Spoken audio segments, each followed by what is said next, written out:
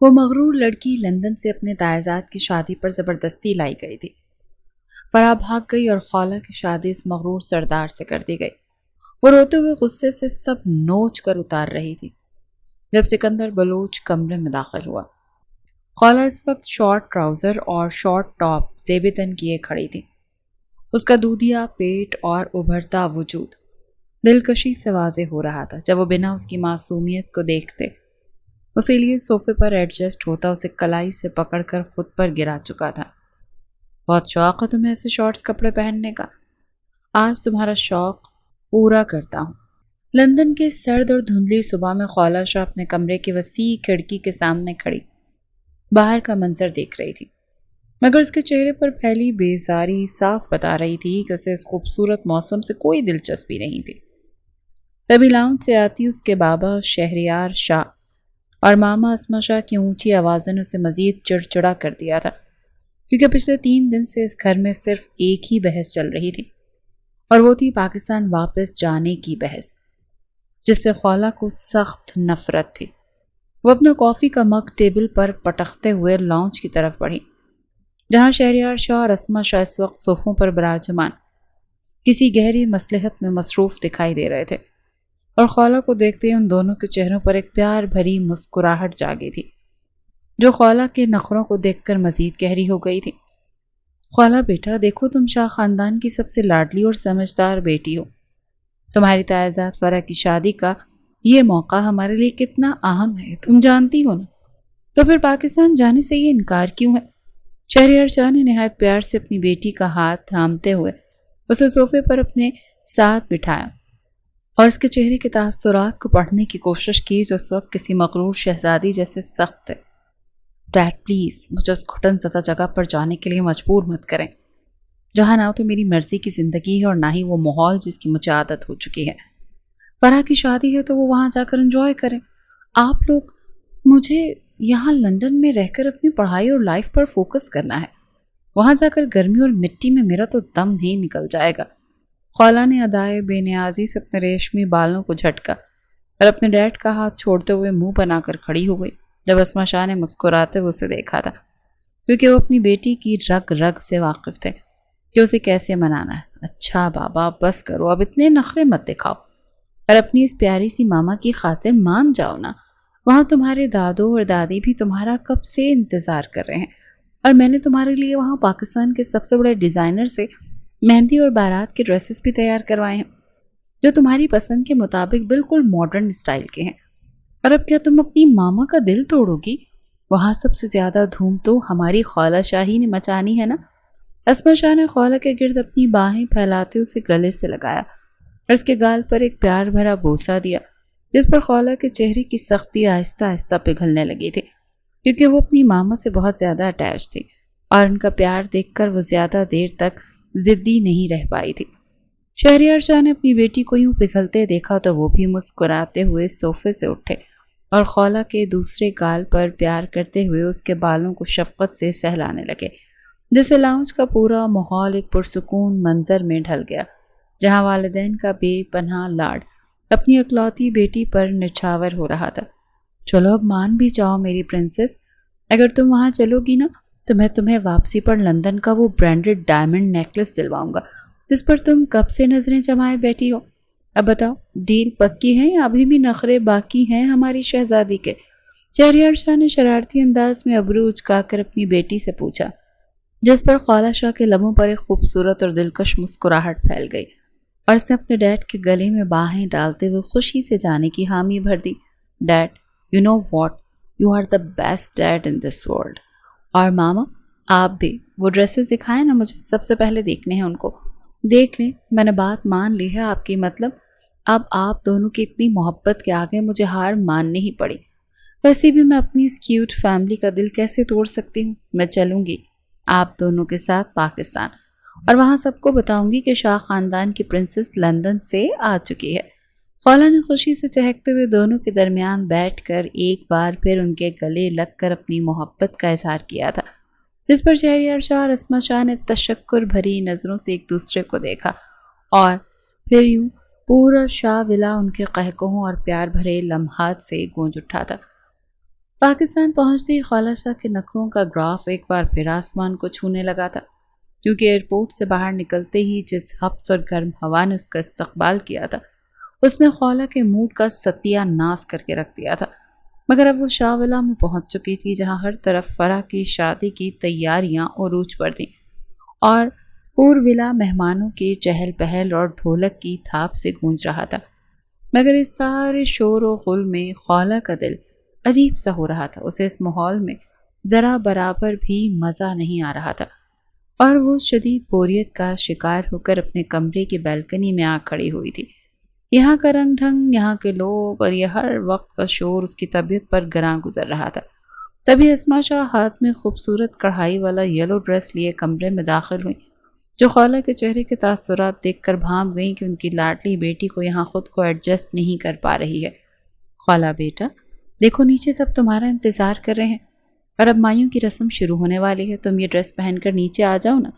دیکھو تمہاری سب کزنز کتنی خوش ہیں، تم بھی ان کے ساتھ مل کر تھوڑا انجوائے کرو گی تو تمہارا یہ بورنگ موڈ خود ہی ٹھیک ہو جائے گا۔ اسما شاہ نے نہایت پیار سے خالہ کے شانے پر ہاتھ رکھ کر اسے سمجھایا۔ خالہ نے اس ڈریس کو دیکھ کر ایک لمبی سانس خارج کی اور بیزاری سے اپنے ڈیڈ کی طرف دیکھا، جو ابھی بھی کمرے میں داخل ہوئے تھے، اور اپنی بیٹی کو اداس دیکھ کر اس کے پاس چلے آئے تھے۔ ڈیڈ پلیز میری بات سنیں، یہاں ہر وقت اتنی لاؤڈ میوزک بجتی ہے کہ میرے سر میں درد ہو جاتا ہے، اوپر سے یہ مٹی گرمی، میں تو یہاں ایک پل بھی برداشت نہیں کر پا رہی۔ میرا دل گھبراتا ہے اس حبس میں، مجھے واپس لندن جانا ہے ڈیڈ۔ یہاں سب کتنے عجیب طریقے سے مجھے گھورتے ہیں، جیسے میں کسی اور دنیا سے آئی ہوں۔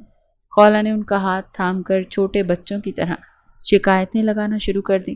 جس پر شہریار شاہ کے لبوں پر ایک دلکش مسکراہٹ ابھری تھی۔ ہماری پرنسس کو اتنی تکلیف ہو رہی ہے تو ڈیڈ واپسی پر اپنی جان کو پورا 1 مہینہ پیرس کی سیر کروائیں گے۔ اب خوش ہو جاؤ، اور دیکھو بیٹا، یہ ہمارے اپنے ہی لوگ ہیں، اور فرح کی شادی زندگی میں ایک ہی بار تو ہونی ہے نا، تو اب نخرے چھوڑو اور اپنی ماما کی بات مان کر نیچے چلو۔ دیکھو تمہارے دادا جان بھی تمہارا پوچھ رہے تھے، وہاں سب کے سامنے تمہیں ہنس کر ملنا پڑے گا، آخر تم شہریار شاہ کی بیٹی ہونا، تو تھوڑا سا ایڈجسٹ تو کرنا پڑے گا نا میری جان۔ شہریار شاہ نے خالہ کی پیشانی پر پیار بھرا بوسہ دیا اور اسے دلاسا دیا، جس پر خالہ کو نہ چاہتے ہوئے بھی ان کی بات پر سر ہلانا ہی پڑا، کیونکہ وہ جانتی تھی کہ ڈیڈ کی محبت کے پیچھے ایک خاندانی رکھ رکھاؤ بھی ہے، جس پر وہ یہاں خراب نہیں کر سکتی تھی۔ تبھی اس نے وہ مایوں کا جوڑا پکڑا اور واش روم کی طرف بڑھ گئی، جبکہ اسما شاہ اور شہریار شاہ نے مسکرا کر ایک دوسرے کو دیکھا کہ ان کی بیٹی اب آہستہ آہستہ اس ماحول کو برداشت کرنا سیکھ رہی ہے۔ نکاح کا دن شاہ ولا کے لیے ایک نئی اور انوکھی سحر لے کر شروع ہوا تھا، جہاں پورے ولا کو سفید اور سرخ گلابوں سے کسی دلہن کی طرح سجا دیا گیا تھا۔ مگر خالہ شاہ کے دل کی بے چینی آج اپنے عروج پر تھی، کیونکہ اس کا دل کسی انجانے خوف سے مسلسل دھڑک رہا تھا۔ تبھی اسما شاہ نے خالہ کو تیار کرنے کے لیے پارلر والیوں کو اس کے کمرے میں ہی بلا لیا تھا، جہاں خالہ نے آج کے دن کے لیے ایک نہایت خوبصورت اور بھاری میرون رنگ کا لہنگا زیب تن کیا تھا، جس پر سونے کے تاروں سے نفیس کڑھائی کی گئی تھی، اور جب اس کے ریشمی بالوں کو خوبصورت جوڑے کی شکل دے کر اس پر سرخ جالی دار دوپٹہ سیٹ کیا گیا تو خالہ کے حسن کی تپش دیکھنے کے لائق تھی۔ اس کی بڑی بڑی مخملی آنکھوں میں کاجل کی لکیر اس کے سرخ اور سفید چہرے پر غضب کا قہر ڈھا رہی تھی، جبکہ اس کے ہونٹوں پر سجی گہری سرخ لپسٹک اور گالوں پر پھیلی قدرتی سرخی اس کی معصومیت کو مزید نکھار رہی تھی۔ اور جب اس کے گلے میں شاہ خاندان کا روایتی ہیرے اور یاقوت کا جڑا ہوا بھاری ہار پہنایا گیا تو خالہ شاہ اس وقت زمین پر اتری کوئی حور معلوم ہو رہی تھی، جس کی خوبصورتی کو دیکھ کر خود اسما شاہ نے بھی اپنی بیٹی کی نظر اتاری تھی۔ شہریار شاہ جیسے ہی اپنی بیٹی کو اس روپ میں دیکھنے کے لیے کمرے میں داخل ہوئے تو ان کی آنکھیں بھی اپنی لاڈلی بیٹی کے اس لازوال حسن کو دیکھ کر چھلک اٹھی تھی۔ انہوں نے آگے بڑھ کر خالہ کے سر پر شفقت بھرا ہاتھ رکھا، جہاں خالہ اپنے ڈیڈ کو دیکھ کر ہلکا سا مسکرائی تھی،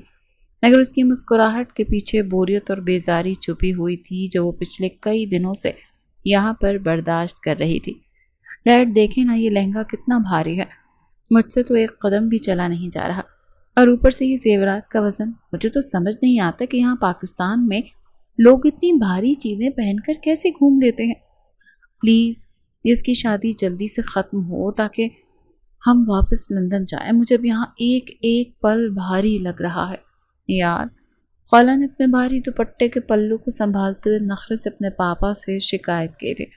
جس پر شہریار شاہ نے محبت سے اس کی گالوں کو تھپتھپایا تھا اور اسے دلاسا دینے لگے کہ بس کچھ ہی گھنٹوں کی بات ہے، پھر سب ٹھیک ہو جائے گا۔ ابھی وہ دونوں گفتگو کر ہی رہے تھے کہ اچانک پورے شاہ ولا کے باہر ڈھول تاشوں اور گولیوں کی تڑتڑاہٹ سے پورا علاقہ گونج اٹھا تھا، جس کا مطلب صاف تھا کہ سردار سکندر بلوچ کی شاہی بارات ڈیرے پر پہنچ چکی تھی، جہاں ہر طرف باراتیوں کے ہجوم اور بلوچ خاندان کا دبدبہ صاف دکھائی دے رہا تھا۔ مگر اس دوران ولا کے اندرونی حصے میں ایک ایسا دھماکہ ہوا تھا جس نے شاہ خاندان کے تمام بڑوں کے پیروں تلے سے زمین ہی نکال دی تھی، کیونکہ جب فرح کی ماں اسے نیچے لینے کے لیے اس کے کمرے میں داخل ہوئی تو وہاں فرح موجود ہی نہیں تھی، بلکہ بیڈ پر صرف ایک خط پڑا تھا جس میں لکھا تھا کہ وہ کسی اور کو پسند کرتی ہے اور اس شادی سے بچنے کے لیے ہمیشہ کے لیے بھاگ رہی ہے۔ یہ خبر جیسے ہی لاؤنج میں پہنچی تو پورے گھر میں کوہرام مچ گیا تھا اور فرح کے بابا اپنے سینے کو تھام کر صوفے پر گر پڑے تھے،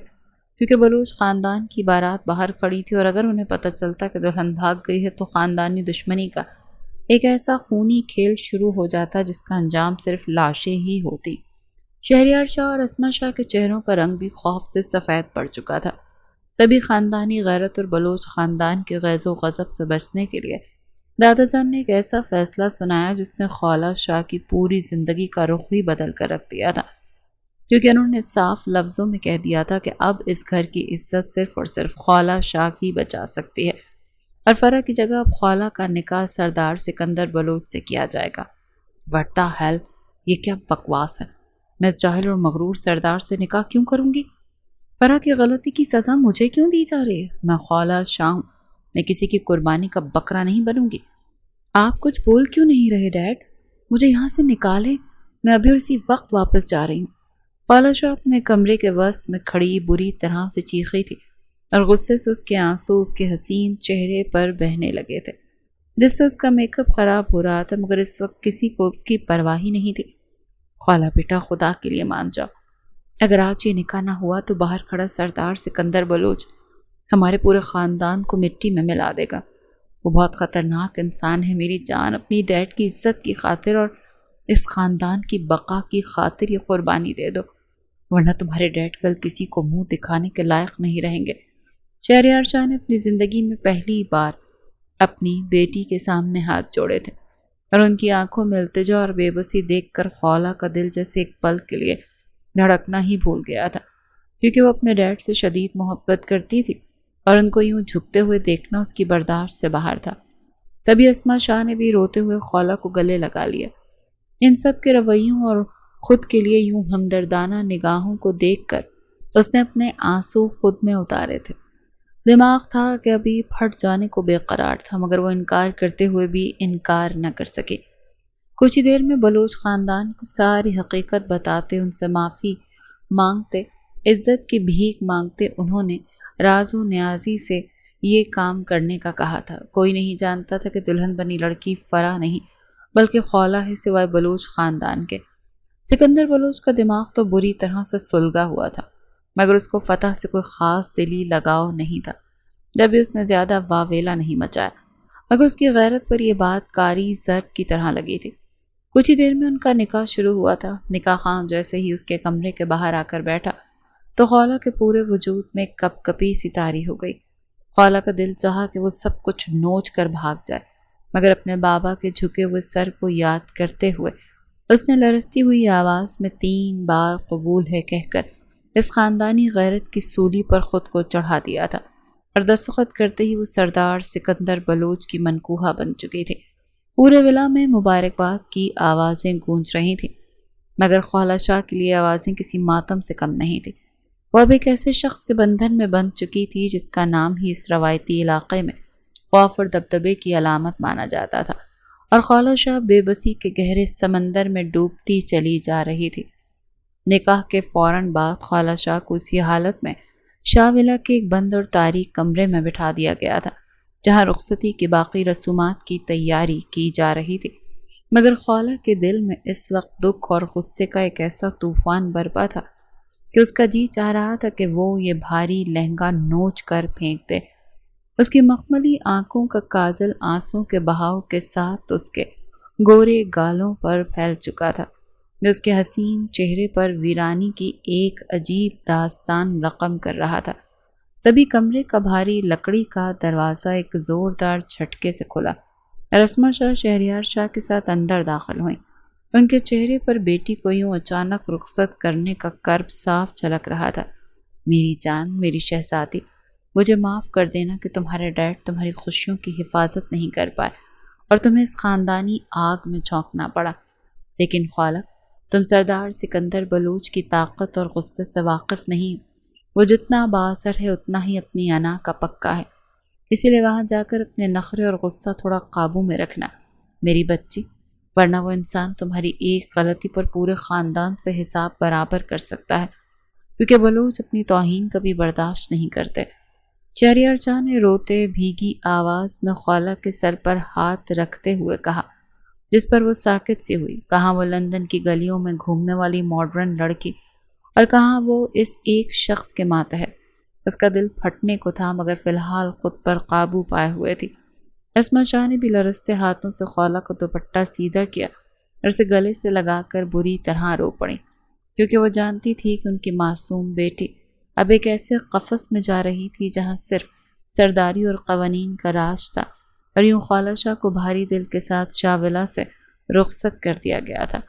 رخصتی کے بعد گاڑی جیسے ہی بلوچ حویلی کے وسیع اور تاریک گیٹ سے اندر داخل ہوئی، خالہ کا دل کسی انجانے خوف سے بری طرح دھڑکنے لگا تھا، کیونکہ یہ حویلی کسی قلعے کی مانند تھی، جہاں ہر طرف بندوق دھاری محافظ کھڑے ہوئے تھے جو سردار سکندر بلوچ کی آمد پر سر جھکائے ہوئے تھے۔ کچھ ہی دیر میں خالہ کو حویلی کی پرانی ملازمہ سردار کے مخصوص اور عالی شان کمرے میں چھوڑ کر باہر نکل گئی تھی، تو خالہ نے گہرا اور لرزتا ہوا سانس خارج کیا۔ کمرے کا ماحول حد درجہ پرسکون تھا، جہاں لکڑی کا بھاری فرنیچر اور مدھم لائٹس اس کے دل کو بھا رہی تھی، مگر اپنی حالت یاد کرتے اس کا دماغ پھٹکا۔ تبھی خالہ نے غصے سے اپنے سر کا وہ بھاری گھونگھٹ اٹھا کر بیڈ پر پٹخا اور آئینے کے سامنے جا کر کھڑی ہو گئی، جہاں اس کا اپنا ہی عکس اسے ایک قیدی کی مانند دکھائی دے رہا تھا، جس نے خالہ کے اندر سوئی ہوئی مغرور اور ضدی لڑکی کو دوبارہ سے بیدار کر دیا تھا۔ میں کوئی عام لڑکی نہیں ہوں جو اس جاہل سردار کی غلام بن کر رہوں گی۔ اگر اس نے مجھے زبردستی اپنی بیوی بنانے کی کوشش کی تو میں اس حویلی کو آگ لگا دوں گی اور خود کو یہاں سے آزاد کروا کر ہی دم لوں گی، چاہے مجھے کچھ بھی کرنا پڑے۔ پھاڑ میں جائے یہ سردار اور اس کی عزت۔ خالہ نے غصے سے آئینے کے سامنے پڑا ہوا قیمتی گلدان اٹھا کر فرش پر دے مارا، جو ایک زوردار دھماکے کے ساتھ چور چور ہو گیا تھا، اور اسی لمحے کمرے کا دروازہ کھولتے اپنی پوری وجاہت اور سیاہ شلوار قمیض کے اوپر روایتی واسکٹ پہنے سکندر بلوچ اندر داخل ہوا تھا، جس کی عقابی نظریں سیدھی فرش پر بکھرے شیشے کے ٹکڑوں پر گئیں، اور پھر اس نے اپنی گہری اور شفاف آنکھیں خالہ شاہ کے حسین چہرے پر ٹکا دیں، جہاں خالہ اب بھی غصے سے ہانپتی ہوئی کھڑی تھی۔ سکندر بلوچ نے حویلی کے ملازموں کی طرح نہ تو خالہ کے اس غصے پر کوئی حیرت دکھائی، نہ ہی اس کے چہرے پر کوئی خوف ابھرا تھا، بلکہ اس کے لبوں پر ایک انتہائی باریک اور شفاف مسکراہٹ نمودار ہوئی تھی، جو خالہ شاہ کے تن بدن میں آگ لگانے کے لیے کافی تھی۔ وہ اپنی مخصوص روبدار چال چلتا ہوا کمرے کے وسط میں آیا اور اپنے مضبوط ہاتھوں سے اپنی واسکٹ کے بٹن کھولتے ہوئے اس نے خالہ کو اوپر سے نیچے تک اپنی گہری نظروں کی گرفت میں لیا، جہاں خالہ سرخ روسی جوڑے میں ملبوس غصے سے لال بھبوکا کھڑی اس مغرور مرد کا راستہ روکنے کی ناکام کوشش کر رہی تھی۔ لندن کی ہواؤں نے شاید تمہیں بڑوں کا ادب اور سردار سکندر بلوچ کے نام کا خوف نہیں سکھایا۔ خالہ شاہ، تبھی تم میرے ہی کمرے میں کھڑی ہو کر میرے ہی سامنے یہ تماشا لگا رہی ہو، اور یہ جو پرفیوم تم نے ابھی یہاں فرش پر توڑا ہے نا، یہ تمہارے اس غرور کی پہلی ہار ہے، اور اب اس حویلی کی دیواروں کے بیچ روز ٹوٹے گا، کیونکہ اب تم شہریار شاہ کی لاڈلی بیٹی نہیں بلکہ سردار سکندر بلوچ کی منکوہا ہو، اور یہاں صرف میری مرضی کا قانون چلتا ہے۔ سکندر بلوچ نے ایک ایک لفظ چبا چبا کر حد درجہ ٹھنڈے اور کڑک دار لہجے میں کہا تھا، جس کی گونج خالہ کے کانوں کے پردوں سے ٹکرائی تو اس کا پورا وجود اندر تک لرز گیا، مگر اس نے اپنے خوف کو چھپاتے ہوئے اپنی ٹھوڑی کو اکڑا کر اوپر کرتے اپنی مخملی آنکھیں سکندر کے صفاک آنکھوں میں گاڑ دی تھی۔ منقوہ ہوگی تمہاری وہ فرا جو تمہارے جاہلانہ روب سے ڈر کر بھاگ گئی۔ میں خولا شاہ ہوں، اور میں تمہاری کوئی جاگیر نہیں ہوں جو تم مجھ پر اپنا یہ روایتی سرداری روب جھاڑ رہے ہو۔ تمہاری ہمت کیسے ہوئی مجھ سے اس لہجے میں بات کرنے کی؟ میں ابھی اور اسی وقت اپنے ڈیڈ کو فون کروں گی اور اس قید خانے سے نکل کر واپس لندن جاؤں گی۔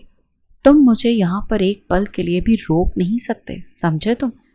خولا نے انگلی اٹھا کر سکندر بلوچ کو وارن کرنے والے انداز میں اونچی آواز میں چیختے ہوئے کہا،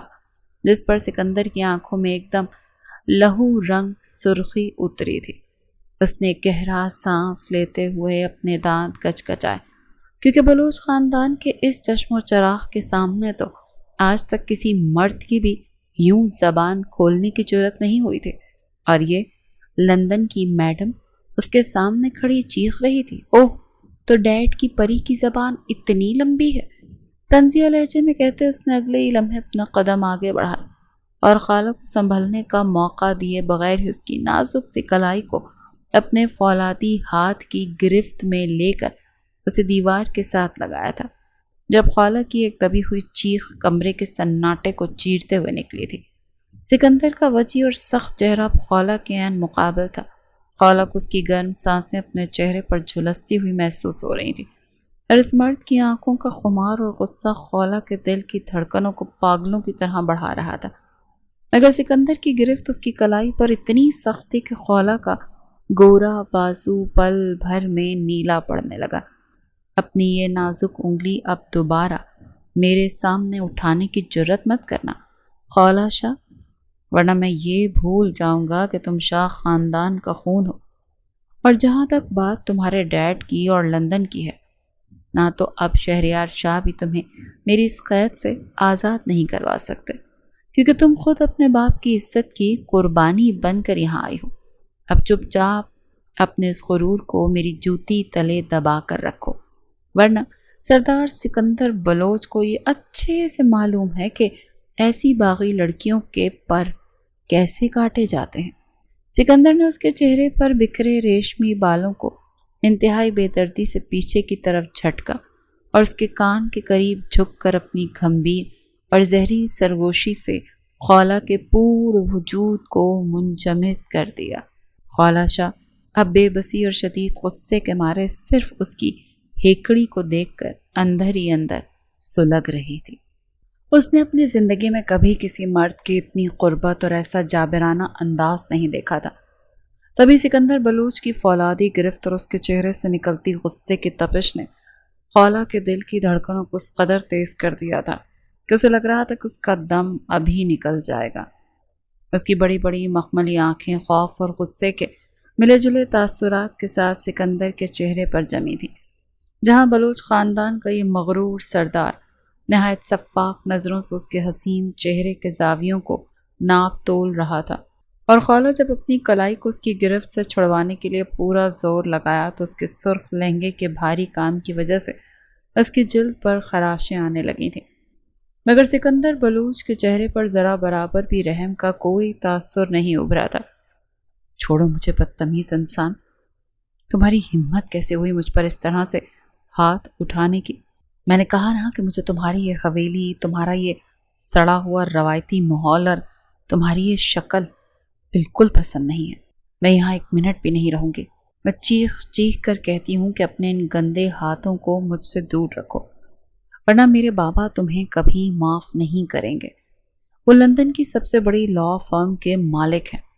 وہ تمہیں ایسی عدالت میں گھسیٹیں گے نا کہ تمہاری یہ ساری سرداری مٹی میں مل جائے گی۔ خولا شاہ دیوار کے ساتھ لگی ہونے کے باوجود اپنی پوری طاقت سے چیخی تھی۔ اس کے گالوں پر غصے کے مارے گہری سرخی دوڑ گئی تھی، جو اس کے حسن کو اس وقت ایک قہر آلود رنگ دے رہی تھی، مگر سکندر بلوچ نے اس کی اس دھمکی پر گہرا اور طنزیہ قہقہ لگایا، جس نے کمرے کی خاموشی کو بے دردی سے چاک کر دیا تھا۔ تمہاری عدالتیں، تمہارا قانون اور تمہارا یہ لندن سب میری اس حویلی کی چوکھٹ کے باہر دم توڑ دیتے ہیں خولا شاہ۔ اور جہاں تک بات تمہارے ڈیڈ کی ہے نا، تو وہ خود تمہیں سردار کی جھولی میں ڈال کر گئے ہیں تاکہ ان کی خاندانی غیرت کا جنازہ نہ نکلے۔ اب تمہاری یہ اونچی زبان اور یہ لندن کی اکڑ میں اسی کمرے کے اندر دفن کر دوں گا اور تمہیں یہ اچھے سے سکھا دوں گا کہ سردار کی بیوی بن کر کس طرح سر جھکا کر جیا جاتا ہے۔ یہاں تمہارا یہ چیخنا، چلانا اور یہ نخرے میری جوتی کی نوک پر بھی اثر نہیں کرتے، سمجھی تم؟ سکندر بلوچ نے اپنی گرفت کو اس کی کلائی پر مزید سخت کرتے ہوئے اسے اپنی طرف جھٹکا دیا، جس سے خولہ کا نازک وجود سیدھا اس کے چوڑے اور سخت سینے سے جا ٹکرایا، جہاں اس کے لہنگے کا بھاری دوپٹہ اس کے سر سے سرک کر فرش پر جا گرا تھا اور اس کے ریشمی بال اب مکمل طور پر بکھر کر اس کے کاندھوں اور گالوں پر پھیل گئے تھے، جس سے اس کا حسن اس وقت حد درجے دلکش اور وحشیانہ دکھائی دے رہا تھا۔ خولہ نے اپنے بابا کی کہی ہوئی آخری بات یاد کی، سکندر بلوچ بہت خطرناک انسان ہے اور وہ واقعی اس وقت کسی جلاد کی طرح اس کے سامنے کھڑا تھا، مگر خولہ شاہ کا ضدی اور مغرور دل اتنی جلدی ہار ماننے والا نہیں تھا۔ تبھی اس نے اپنے آزاد ہاتھ سے سکندر کے سینے پر زوردار مکہ مارا اور اسے پیچھے دھکیلنے کی کوشش کی، جس پر سکندر کی آنکھوں میں ایک دم جنونی خمار ابھرا تھا اور اس نے خولہ کے دونوں ہاتھوں کو یکجا کر کے اپنے ایک ہی ہاتھ میں جکڑ لیا اور اسے بیڈ کی طرف دھکیلتا چلا گیا، جہاں خولہ اپنے بھاری لہنگے کے وزن کی وجہ سے توازن برقرار نہ رکھ سکی اور نرم اور گداز بیڈ پر پیٹھ کے بل جا گری، جبکہ سکندر بلوچ اگلے ہی سیکنڈ اس کے عین اوپر مستحکم ہو چکا تھا، جس سے خولہ کی سانسیں حلق میں اٹک کر رہ گئی تھیں۔ تم کیا سمجھتی ہو کہ تم روز میرے سامنے یوں تماشے کرو گی اور میں تمہیں ایک معصوم بچی سمجھ کر چھوڑ دوں گا؟ اب تم اس حویلی کی اسیر ہو اور اس کمرے کے اندر میرے علاوہ تمہارا کوئی نہیں ہے جو تمہیں میری گرفت سے بچا سکے۔ تو اگر تم نے شرافت سے میری بات نہ مانی تو تمہارے اس غرور کا میں وہ حشر کروں گا نا کہ تم خود اپنی زندگی کی بھیک مانگو گی میرے سامنے۔ سکندر نے خولہ کی ٹھوڑی کو اپنے دوسرے ہاتھ کی انگلیوں کے سخت دباؤ میں لیتے ہوئے اس کا چہرہ اپنی طرف برقرار رکھا، جہاں خولہ کی آنکھوں سے اب بے بسی سے موٹے موٹے آنسو نکل کر اس کے کانوں کی طرف بہنے لگے تھے۔ اس کا پورا وجود اس مرد کے دبدبے اور اس کی مردانہ خوشبو کے زیر اثر بری طرح سے کانپ رہا تھا، کیونکہ وہ جانتی تھی کہ اب وہ ایک ایسے قفس میں بند چکی ہے جہاں سے فرار کا کوئی راستہ نہیں تھا۔ اگلی صبح حویلی کے در و دیوار پر دھوپ سنہری کرنیں بکھیر چکی تھی،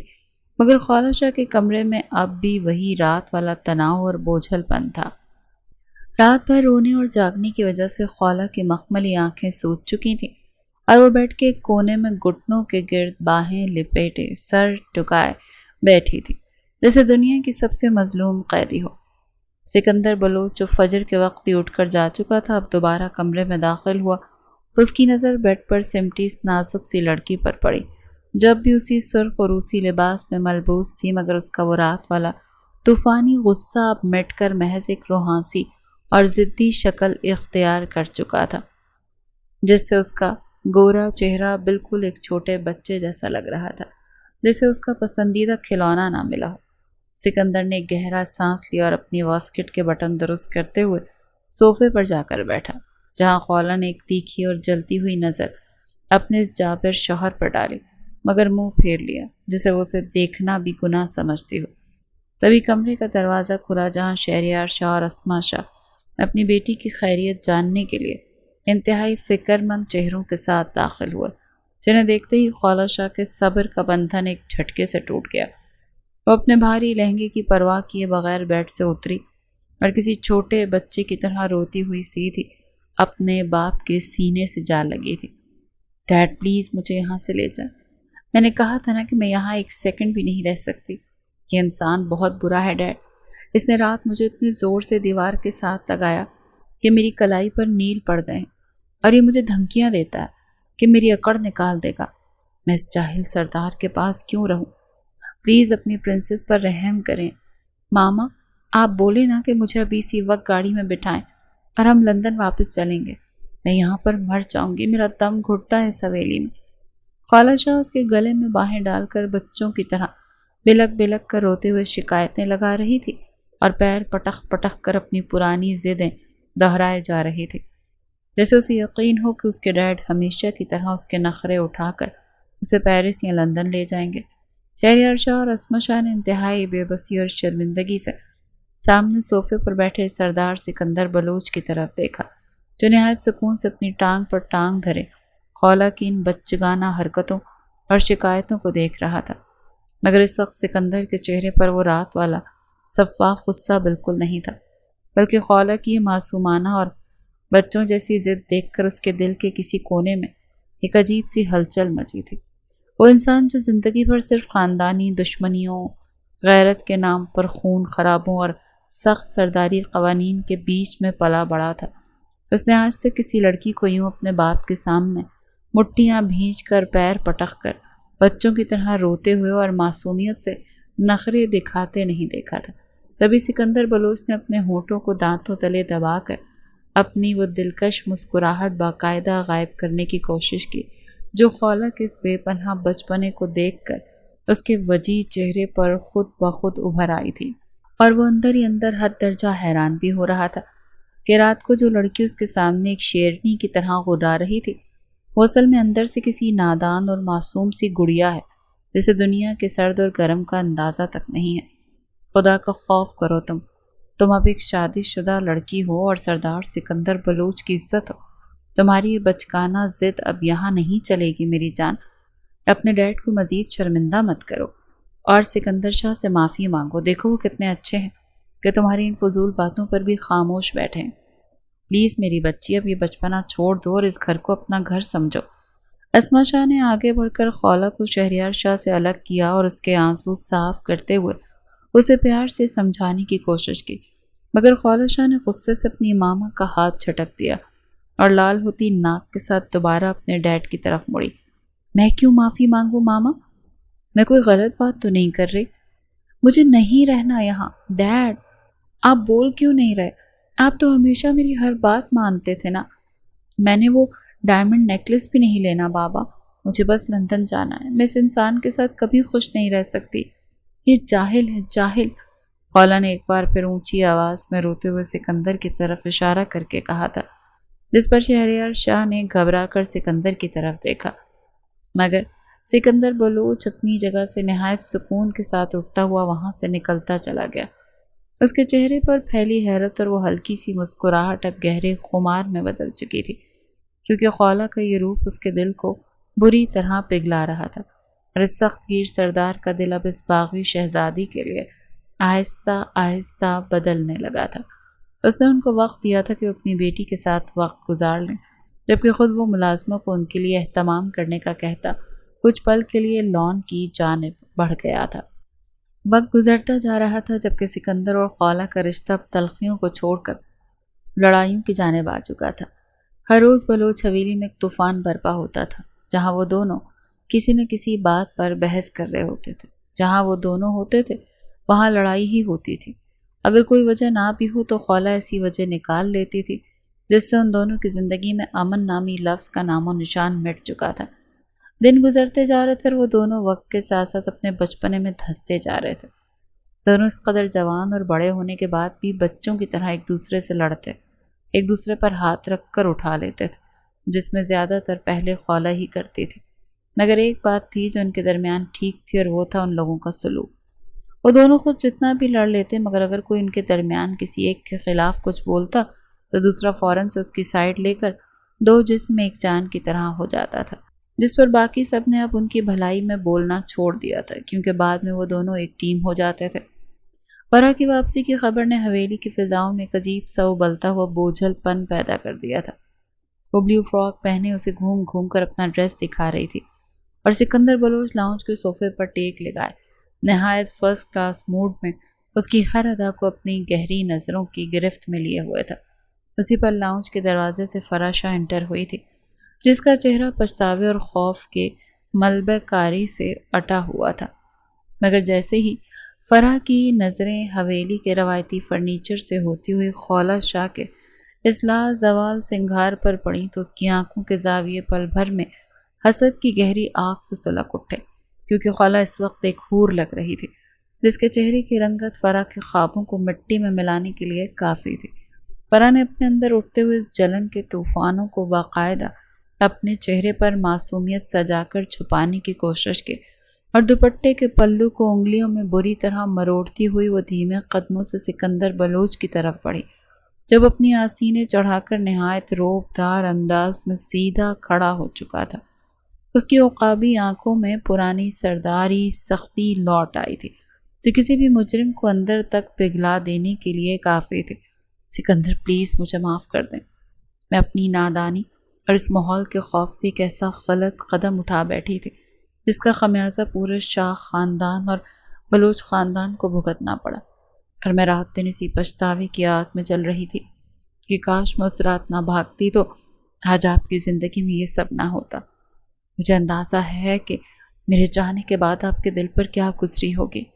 اور آپ کو کس قدر دکھ کا سامنا کرنا پڑا ہوگا۔ پلیز مجھے اپنی اس ایک بھول کے لیے معاف کر دیں۔ فرح نے حد درجہ روحانسی اور محبت سے لبریز لہجے میں بولتے ہوئے یہ فیل کروانے کی پوری کوشش کی کہ جیسے اس کے جانے سے سکندر بلوچ اندر سے ٹوٹ چکا ہے اور وہ اب بھی اس کے دل کا واحد سکون ہے، مگر خالہ شاہ نے جیسے ہی اس کے منہ سے سکندر کا لفظ سنا، اس نے اپنی مخملی آنکھیں چھوٹی کرتے لبوں کو بھینچ لیا، کیونکہ فرح کی اوور ایکٹنگ اسے ایک آنکھ نہیں بھائی تھی۔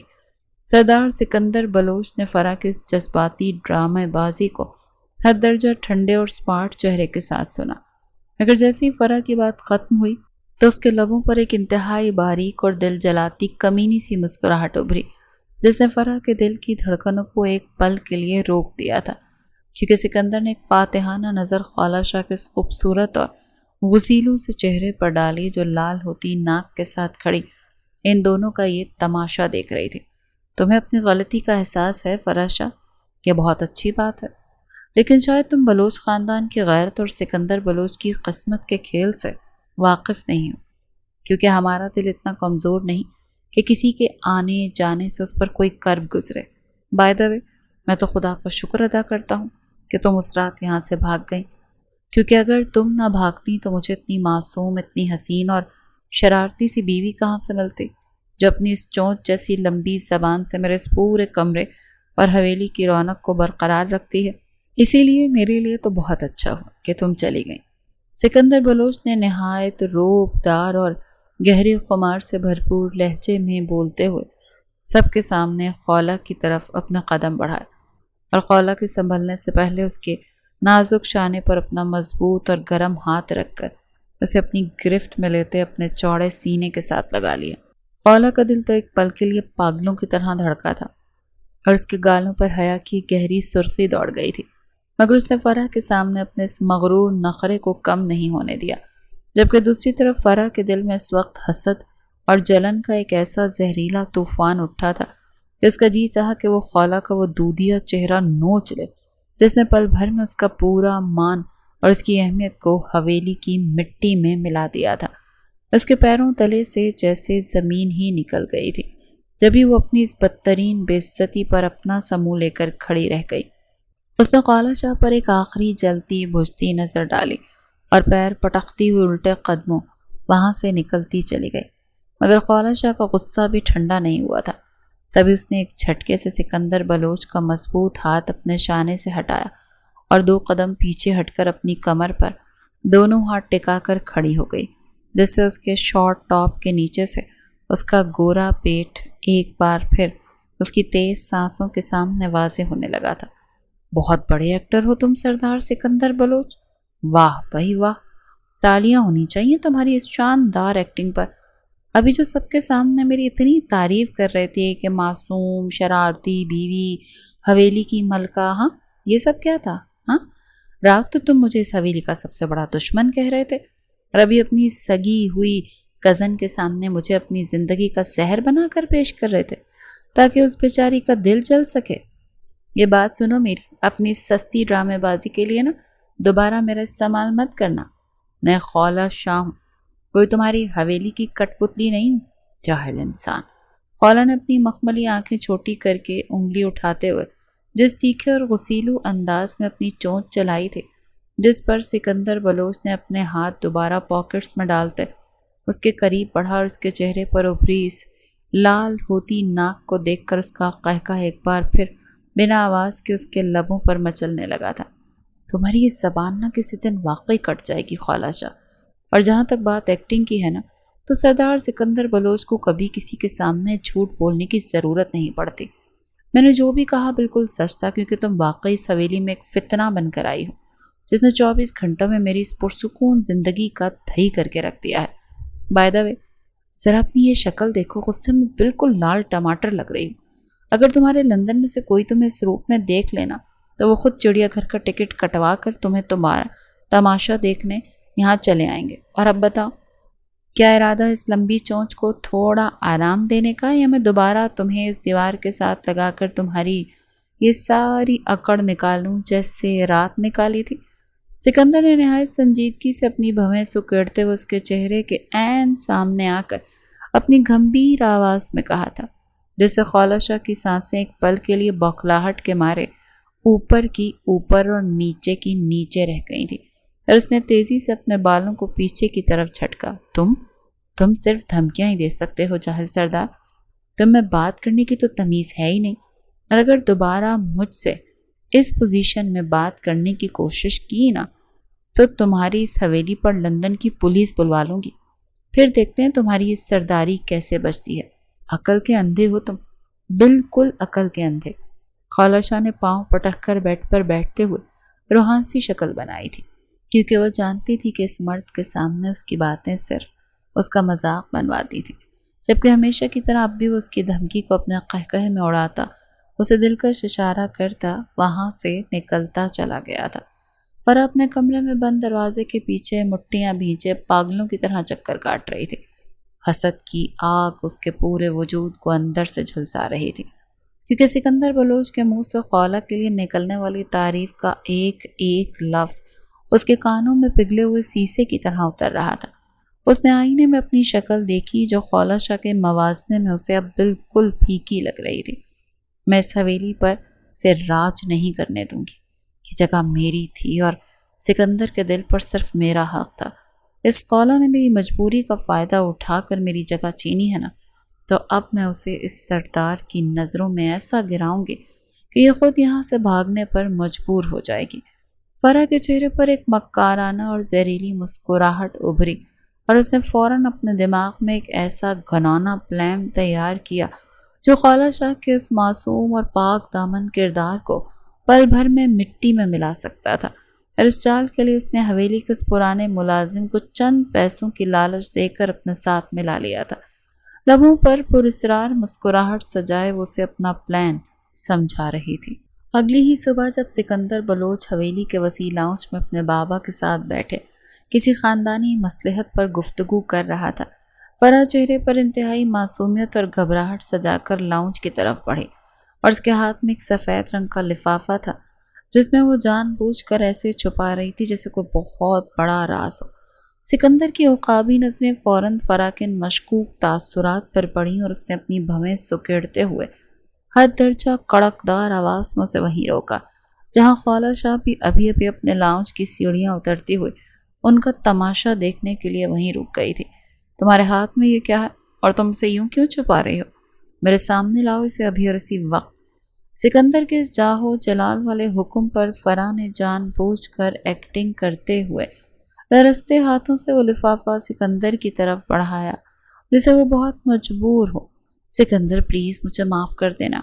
میں یہ سب کے سامنے نہیں لانا چاہتی تھی، لیکن یہ خط ابھی ابھی حویلی کے باہر ایک انجان لڑکے نے خولہ کے نام بھیجا ہے، اور اس میں لندن کے کسی لڑکے کی تصویریں خولہ کے ساتھ لیے کچھ ایسے الفاظ لکھے ہیں جو میں زبان پر بھی نہیں لا سکتے۔ سکندر، مجھے اندازہ نہیں تھا کہ خولہ شاہ کا وہاں کوئی ایسا افیئر بھی چل رہا ہوگا جس کی وجہ سے وہ یہاں تمہارے ساتھ نکاح پر اتنی چیخ رہی ہے۔ فرح نے حد درجہ روحانسی آواز میں بولتے ہوئے لاؤنج میں موجود تمہارے بڑے بوڑھوں کے سروں پر جیسے ایک بہت بڑا بم گرایا جس نے خولہ شاہ کے پیروں تلے سے زمین ہی نکال دی تھی، اور اس کا چہرہ پل بھر میں سفید پڑ گیا تھا۔ جب سکندر بلوچ نے غصے سے وہ خط جھٹکے سے کھولا تو اندر واقعی لندن کے ایک ماڈل لڑکے کے تصویر اور کچھ غلیظ جملے لکھے ہوئے تھے جنہیں دیکھ کر لاؤنج کا پورا ماحول ایک دم سے جیسے منجمد ہو کر رہ گیا تھا۔ خالہ شاہ غصے اور توہین کے مارے سیڑھیوں سے اتری اور فرح کے عین سامنے آ کر کھڑی ہو گئی۔ یہ کیا بکواس ہے فرح؟ تمہاری ہمت کیسے ہوئی مجھ پر ایسا گھٹیا الزام لگانے کی؟ میں لندن میں ضرور ہوں مگر میں شہریار شاہ کی بیٹی ہوں۔ میرا وہاں کوئی ایسا افیئر نہیں تھا۔ یہ سب تمہاری ماری ہوئی مصلحت اور حسد کا نتیجہ ہے جاہل لڑکی۔ میں جانتی ہوں یہ خط تم نے خود بنوایا ہے تاکہ تم مجھے سکندر کی نظروں میں گرا سکو۔ ڈیڈ نے صحیح کہا تھا، یہاں کے لوگ مکار ہوتے ہیں۔ خالہ شاہ زور زور سے روتے ہوئے چیخی تھی اور اس نے بے بسی سے سکندر بلوچ کی طرف دیکھا جو خاموشی سے اس خط کو دیکھ رہا تھا، اور خالہ کو لگا شاید سکندر بھی فرح کے اس جال میں پھنس چکا ہے۔ تبھی اس نے بیڈ روم کی طرف بھاگنے کا ارادہ کیا مگر اگلے ہی لمحے سکندر بلوچ اپنی جگہ سے اٹھتے اس کی طرف بڑھا۔ بس بہت ہوا فرح شاہ، تمہاری یہ سستی اور گھٹیا چال اب میرے سامنے نہیں چلے گی۔ تم کیا سمجھتی ہو کہ تم لندن سے ایک پرانی تصویر منگوا کر اس پر جھوٹے جملے لکھوا کر میری بیوی کے پاک دامن کردار پر داغ لگاؤ گی اور میں تمہاری اس اوور ایکٹنگ پر یقین کر لوں گا؟ میں سردار سکندر بلوچ ہوں فرح شاہ، اور مجھے اچھے سے معلوم ہے کہ میری منکوہا کتنی پاک اور معصوم ہے۔ وہ جتنی زبان چلاتی ہے نا اندر سے اتنی نادان ہے، اور اس کا کوئی افیئر نہیں۔ اور یہ جو خط لانے والا ملازم ہے نا وہ باہر ڈیرے پر الٹا لٹکا ہوا سچ اگل رہا ہے کہ تم نے اسے کتنے پیسے دیے تھے۔ اب ابھی اسی وقت اپنی ایک گندی شکل لے کر میرے سامنے سے دفع ہو جاؤ ورنہ میں یہ بھول جاؤں گا کہ تم شاہ خاندان کی بیٹی ہو۔ سکندر بلوچ نے غصے سے وہ خط فرح کے منہ پر دے مارا تھا جس سے فرح کے چہرے کا رنگ پل بھر میں اڑ گیا اور اس کی ساری مکاری حویلی کی مٹی میں مل گئی جہاں وہ اپنے اس بدترین شکست پر منہ بسوڑتی ہوئی وہاں سے ہمیشہ کے لیے ذلیل ہو کر نکل گئی تھی۔ جبکہ خالہ شاہ نے حیرت کے ساتھ اپنے اس جابر شوہر کو دیکھا جس نے سب کے سامنے اس کی ایمان اور عزت کی حفاظت کی تھی۔ فرح کے ذلیل و خوار ہو کر لاؤنج سے نکلنے کے بعد حویلی پر جیسے سکون کا ایک گہرا بادل چھا گیا تھا، مگر خالہ شاہ کے دل کی حالت اب بھی غیر تھی۔ سکندر کا اس پر ایسا اندھا یقین اور سب کے سامنے اس کے مان کی یوں حفاظت کرنا خالہ کے دل کے نہ جانے کتنے ہی بند دروازے ایک ساتھ کھول گیا تھا، اور وہ اسی سحر کے زیر اثر پورا دن اپنے کمرے میں ہی گھسی بیٹھی رہی تھی۔ رات کا پچھلا پہر تھا جب حویلی کے در و دیوار گہری نیند کی چادر اوڑھے خاموش کھڑے تھے، مگر سردار سکندر بلوچ کے عالیشان کمرے کی بیلکنی کا رخ اس وقت چاندنی کی ٹھنڈی اور اجلی ضیاء سے نہا رہا تھا، جہاں خالہ شاہ اپنے ریشمی بالوں کو کمر پر بکھیرے ہلکے گلابی رنگ کی نفیس ریشمی لباس میں ملبوس ریلنگ کا سہارا لیے کھڑی تھی۔ رات کی خنک ہوا اس کے چہرے سے ٹکرا کر اس کی زلفوں کو اڑا رہی تھی، مگر اس کی بڑی بڑی مخملی آنکھیں چاند کو تکتے ہوئے بھی اسی ایک شخص کے خیال میں گم تھی۔ تبھی کمرے کا دروازہ دھیمے سے کھلا اور سکندر بلوچ اپنے سیاہ شلوار قمیض کی آستینے چڑھائے ہاتھ پاکٹس میں ڈالے نہایت پرسکون اور روب دار چال چلتا ہوا بیلکنی میں داخل ہوا تھا، جس کی مخصوص مردانہ خوشبو نے خالہ کو پل بھر میں اس کی آمد کا احساس دلایا تھا۔ خالہ نے مڑ کر نہیں دیکھا، مگر اس کے دل کی دھڑکنیں ایک دم سے پاگلوں کی طرح اس کے سینے کے اندر اچھلنے لگی تھی۔ تبھی سکندر بلوچ دھیمے قدم اٹھاتا ہوا اس کے عین پیچھے آ کر کھڑا ہو گیا، جہاں ان دونوں کے وجود کے بیچ اب محض 1 انچ کا فاصلہ باقی تھا، اور خالہ کو اپنے شانے پر سکندر کی گرم سانسوں کی تپش صاف محسوس ہو رہی تھی۔ چاندنی رات میں یوں اکیلے کھڑے ہو کر کیا سوچ رہی ہو؟ کیا اب بھی کسی کو بلوانے کا ارادہ ہے، یا اس جاہل سردار کی قید اب تھوڑی بہت راس آنے لگی ہے تمہیں؟ سکندر نے حد درجہ گمبھیر گداز اور شرارتی سرگوشی کرتے اس کے کان کے قریب جھک کر پوچھا تو خالہ شاہ کے پورے وجود میں جیسے ایک سنسنی سی دوڑ گئی تھی، اور اس نے شرماتے ہوئے اپنے لوئر لپ کو دانتوں تلے دبا لیا، جس کے چہرے پر حیا کا ایک لازوال رنگ بکھیر رہا تھا۔ تم ہر وقت میرا مذاق کیوں اڑاتے ہو سکندر؟ خالہ نے نہایت دھیمی اور روحانسی آواز میں بولتے ہوئے چاند کی طرف دیکھا، مگر اس کی آواز کا تیکھا پن اب مکمل طور پر غائب ہو چکا تھا، جس پر سکندر کے لبوں پر ایک گہری مسکراہٹ ابھری تھی، اور اس نے اپنے مضبوط ہاتھوں کو آگے بڑھا کر خالہ کے نازک کمر کے گرد اپنے حصار کو حد درجہ نرمی سے استوار کرتے اسے پیچھے سے اپنے چوڑے اور سخت سینے کے ساتھ مکمل طور پر لگا لیا تھا، جہاں خولہ نے بوکھلا کر اس کے ہاتھوں پر اپنے نیل پالش سے سجے ہاتھ رکھے، مگر اس بار اسے پیچھے دھکیلنے کی کوئی کوشش نہیں کی تھی۔ مذاق نہیں اڑا رہا خولہ شاہ، بلکہ اپنی ضدی ملکہ کے اس معصوم روپ کا دیوانہ ہو رہا ہوں، جو روز اپنی چونچ چلا کر میری اس حویلی کو ایک نئی زندگی دیتی ہے۔ اور آج لاؤنج میں جب تم اس مکار لڑکی کے سامنے کھڑی رو رہی تھی نا، تو سردار سکندر بلوچ کا دل چاہ رہا تھا کہ وہ پوری دنیا کو آگ لگا دے، کیونکہ تمہاری آنکھ کا ایک بھی آنسو اس حویلی کے قوانین سے زیادہ قیمتی ہے میرے لیے۔ سکندر نے خولہ کو آہستہ سے اپنی طرف موڑا، اور وہ دونوں ایک دوسرے کے عین مقابل تھے، جہاں چاند کی دودیا روشنی ان کے چہرے کو مزید دلکش بنا رہی تھی، اور سکندر نے اپنے ہاتھ کی انگلیوں سے خولہ کے گال پر بکھرے ریشمی بالوں کو انتہائی نرمی سے پیچھے کان کے پیچھے اڑسا، جہاں اس کا لمس خولہ کے پورے بدن کو پگھلا رہا تھا۔ تم نے آج مجھ پر یقین کیوں کیا سکندر؟ فرا تو تمہاری اپنی خالہ زاد کزن تھی، اور میں تو یہاں صرف ایک مجبوری میں آئی تھی، پھر بھی تم نے میری عزت کے لیے اپنی خاندانی بڑوں کے سامنے اس کا جھوٹ بے نقاب کر دیا۔ خولہ نے اپنی بڑی بڑی چمکتی آنکھیں سکندر کے چہرے اور خمار آلود آنکھوں میں گاڑ کر انتہائی معصومیت سے پوچھا، تو سکندر بلوچ نے ایک گہرا سانس خارج کیا، اور اس کے چہرے کا جلال اب محبت کے شدید جنون میں بدل چکا تھا۔ اس نے آگے بڑھ کر خولہ کے دونوں مخملی کلائیوں کو تھاما، جن پر شافی اس کی پہلی رات اس کی گرفت سے نشان پڑے تھے، اور اس جگہ پر اپنے لب رکھ دیے۔ کیونکہ تم میری منکوہا ہو خولہ، اور اس سردار کا دل اب تمہاری اس زبان اور تمہارے نخروں کا اسیر ہو چکا ہے۔ تم اب کوئی مجبوری یا قربانی کا بکرا نہیں ہو، بلکہ سردار سکندر بلوچ کی زندگی کا واحد اور آخری عشق ہو۔ میں تم سے محبت کرتا ہوں خولہ، اپنی جان سے بھی زیادہ، اور اب تو ملکہ سردار